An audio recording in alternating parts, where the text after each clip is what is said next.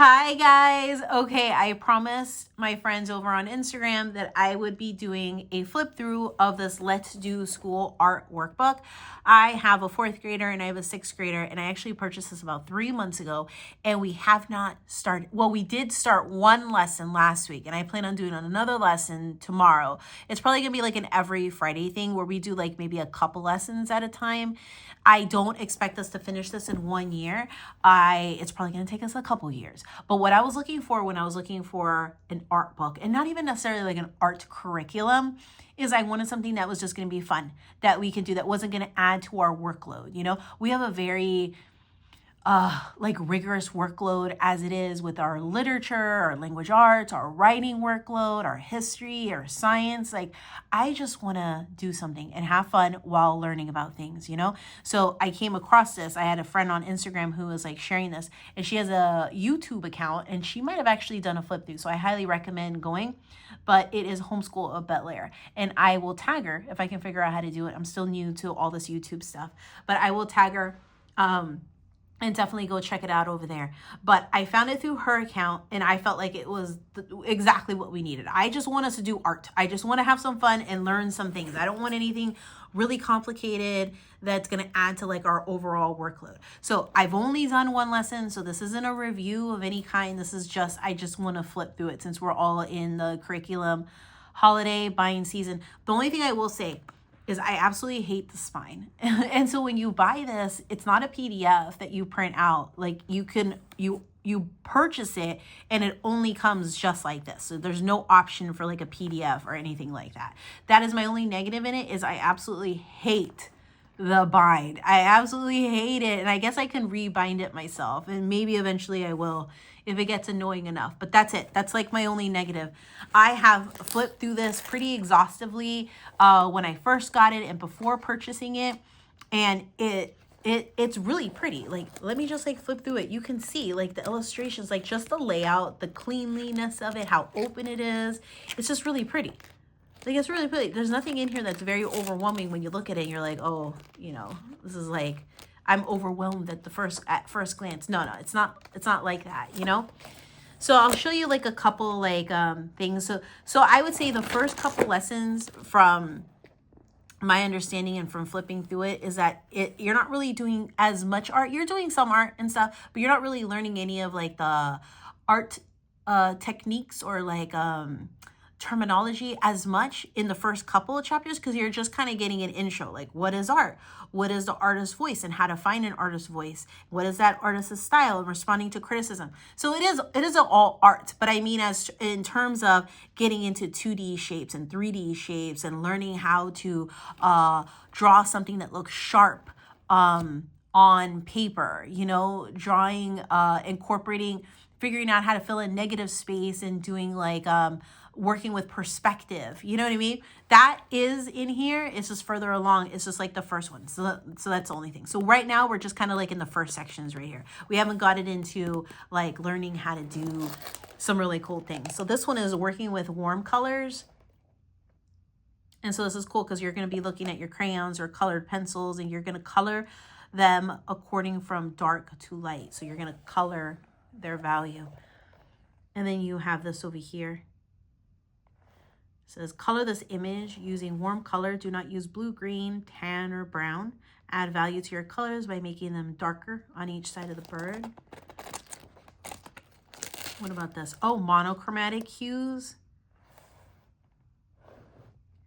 And it says, this is another piece of monochromatic art. It was made using just 2 things, a regular pencil and a pink colored pencil. But it was made in a different way. All of the dark and light values are made with a normal pencil and looks like this. And then the colored pencil is used to lightly go over the drawing. Now it looks like that. So it's pretty cool. And then you have like a page over there. Oh, look at this, color sets. So what do the colors like soft green and white make you feel? Each of these image sets use the same kind of colors. Look at the sets and then write adjectives, words to describe the emotion you or someone else would feel looking at it, and how colors are very powerful. Oh, look at this one. What color is love? What color is peace? Like, that is a cool exercise. That's a cool exercise. So, you know, it's like filled with things like this. So we're using shapes to draw pictures. Let's see. Draw an apple covered in fur. Draw an apple covered in scales. Draw pants made out of wood. Draw sharp, spiky pants. Unusual uses for texture. Oh, that's cool. That's cool. The illustrations are really pretty. Oh, here you go. And then you're learning how to show different textures.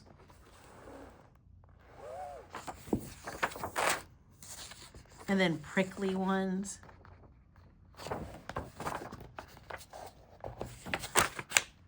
How to do sharp textures.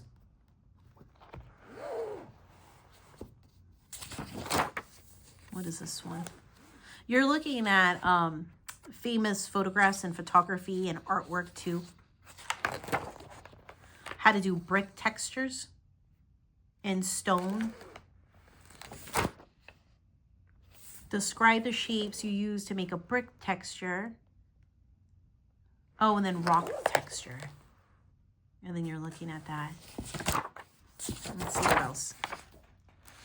I don't know what they're doing. Oh, would these signs look good if you use hairy or furry texture? These wood signs are nice. The wood signs on the next page are nice. They are a nice shape. They have great colors. However, they look a little boring. They don't have enough texture. Could you add some texture to the signs? So that's the assignment. And then you're over here adding texture to this. And then you're taking a look at the wood over here on this floor. What would this wood feel like? Rough or smooth? Look at the wood on the roof. Would it be soft? Smooth or rough? So that's really cool. Look at the wood textures. So it's over here, and then you replicate it on this side. Over here, replicating it on that side. And then you're going into hair and fur textures. I mean, it's just, I really enjoy it, and it doesn't feel like it's school, you know what I mean? But you're still learning a lot of concepts and stuff, and that's my kind of tea. Especially, like I said, I don't want to add, like, I don't need this to be, like, I don't know. I just don't need this to add to my overall workload, you know? I just wanted something exactly like this. So how to use, like, a grid system for drawing your space. So that is really cool. So you're drawing space, how to use that. Let's see what else. Abstract shapes in action. The art you made does not exactly look like a real object or place. You used imagination and creativity to make a one-of-a-kind thing. Art that does not look like a real object or place is called abstract.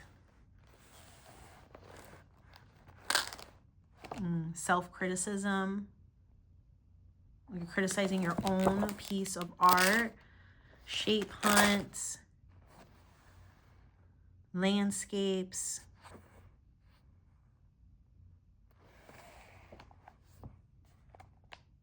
Yeah, see, you're analyzing some real pieces of art, which I think is really cool. Oh, look, contour lines. So here's contour lines, but look at this one. You're studying contour lines. That's cool. We're really going to enjoy it. So tomorrow, we are going to do a few lessons out of this. If you follow me on Instagram, I will show you the ones that we are going to do, okay? But hopefully this gives you enough of a flip through on what it's like, specifically if you have kids of different ages, wondering if you can do a family style and stuff. I have a 4th grader and I have a 6th grader, and I totally think this is doable for a 4th and 6th grade. I honestly think it's doable for kiddos even younger than that, especially if you have an art inclined kid, you know? So anyway, hopefully that has helped you guys. Enjoy, guys. Bye.